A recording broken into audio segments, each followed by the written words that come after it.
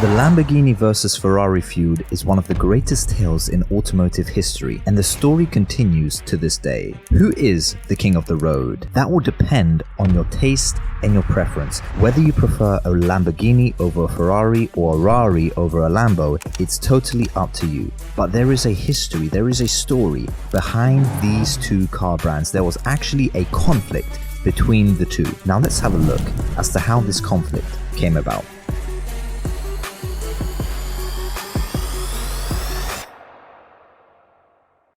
The year is 1963, and Ferruccio Lamborghini, a successful tractor manufacturer, is unhappy with this Ferrari.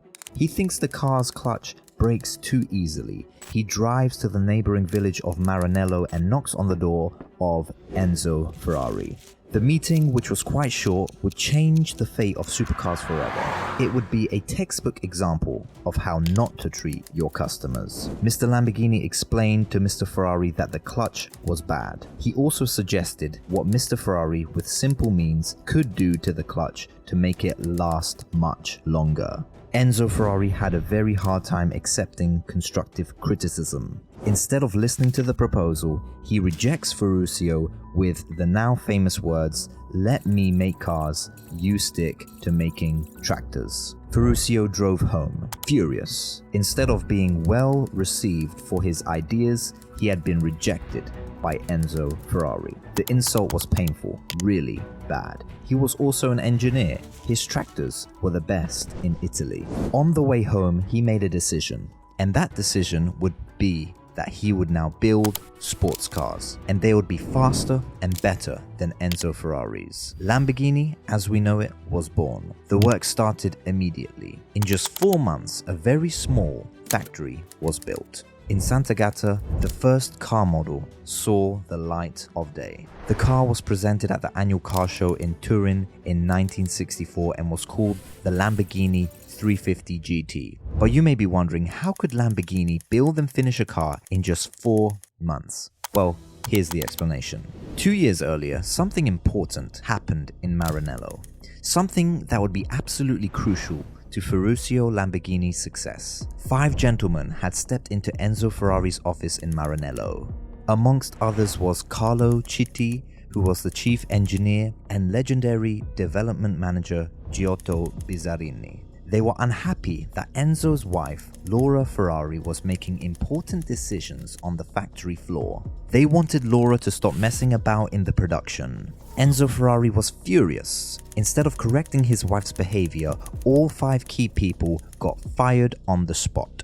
These 5 immediately started a competing business in Bologna, a design agency for racing and sports cars called ATS. When Ferrari asked Lamborghini to stick to building tractors and not to try to give him any suggestions on how to improve Ferrari's products, Lamborghini approached these 5 gentlemen. The 5 former key people at Ferrari could then very quickly build a car for Lamborghini. The 350 GT was quite well received. 13 customers bought the car right away. Over the next 2 years, a total of 120 cars would be built. These cars are priceless today. The 350 GT was a slow and cautious start. This car hardly worried Ferrari. But in 1965, it was time for a car show in Turin again. Now things became completely different. For there came the car that would shake up the world of supercars completely, including the Ferrari. The car that would seriously put Lamborghini on the map. The car was revolutionary. Inspired by Formula 1, the engineers had put the engine behind the driver. It became the first production car with the engine in the center of the car. It was called Lamborghini Miura and immediately became a success. Finally, Mr. Ferruccio had the car he wanted to take on Enzo Ferrari with after that horrible meeting in Maranello. Miura was put into production in 1967. A total of 764 cars were built until production ended in 1973. At the same time, Jarama and Urraco were built. The beginning of the 70s would not end well, unfortunately. The oil crisis came along on the scene. The world was sent in a downward spiral of economic disaster. The supercar market shrank by 80% in just a year. Although work on the legendary Countach had begun, Ferruccio Lamborghini was forced to sell his company. He completely stopped building cars and tractors. Instead, he retired to his mansion on Lake Trasimeno in Perugia, and it was in Perugia where he started a small production of wine. Later, a hotel with a restaurant and a golf course was also built. The place is called Tenuta Lamborghini and exists to this day. However, the new owners of the factory continued. After some time came the car that many had on a poster in their rooms growing up.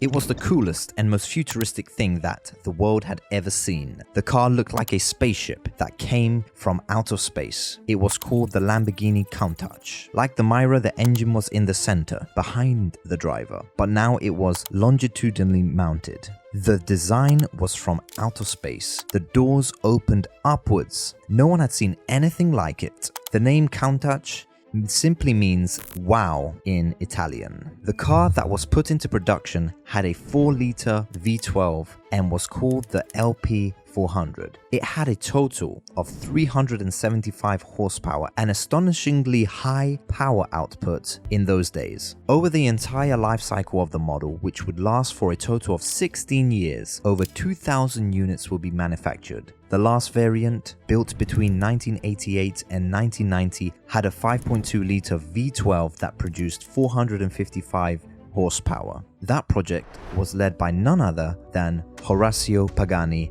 who at that time worked for Lamborghini. In the meantime, Lamborghini went bankrupt and changed owners twice. In the wake of the oil crisis, the money ran out at the end of 1978.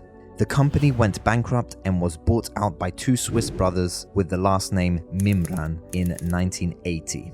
These two ran the company with some success for 10 years. In 1987, the company was sold to Chrysler. The Mimran brothers made a lot of money buying the bankrupt estate, refining the company, and then selling it to a huge American corporation. Both businesses have found extreme success and still compete 60 plus years later. Ferrari has dominated the Formula One circuit. They have over 240 wins in Formula One, the most of all time. They have over 15 World Drivers' Championships, and they are undoubtedly the most successful engine manufacturer and overall team in the history of the race car sport. Still, Lamborghini is no slouch either. The iconic Italian brand made some of the most luxurious and high-performance cars during the 1960s and 1970s. And despite facing financial challenges through the early 1980s, they have remained situated atop the luxury and performance car category for nearly 6 consecutive decades. And today, the two brands are bigger and more relevant than ever. If you enjoyed this video, then be sure to follow us on YouTube and hit that subscribe button. Thank you.